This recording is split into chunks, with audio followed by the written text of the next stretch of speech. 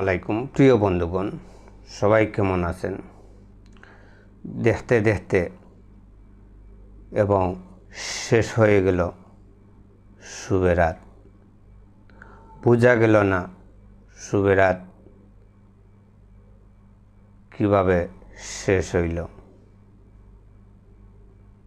এইরকম আমরা শুভে রাতের সময় আসলে কত জিকির পড়তাম, দুরূদ শরীফ পড়তাম, অনেকে কুরআন তেলাওয়াত পড়ত, শোনা যাইত। এখনকু সময় কোনো কিছু শোনা যায় না, বোঝা যায় না কীভাবে শুভে রাত চলে গেল, বোঝাও গেল না। তো এই দিনটা কীভাবে কীরকম হইল, আসলে বাস্তব কথা হইলে গিয়া আগের দিনগুলা মনে হইলে, আগের এই সময়টা মনে হইলে খুব একটা কষ্ট লাগে এবং চকুর পানি আসে। তো আপনারা বলবেন এই কথা হঠাৎ করে উঠল কেন, কথার জবাব কি? কথার জবাব হইলে গিয়া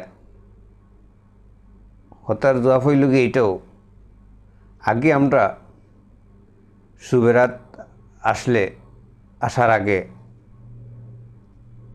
জিকির আজকার পড়তা এবং কুরআন শরীফ তেলাওয়াত করতা, এরপরে সিন্নি সালাওয়াত করত। এখন তো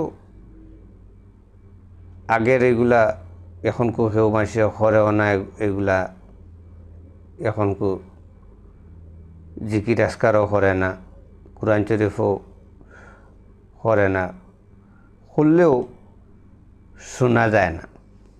আগে এগুলা শোনা গেলে খুব খারাপ কিতা ভালো লাগতো, উৎসাহী হইতো এবং মানুষও দলইত, প্রচুর মানুষ দলইত গিয়া।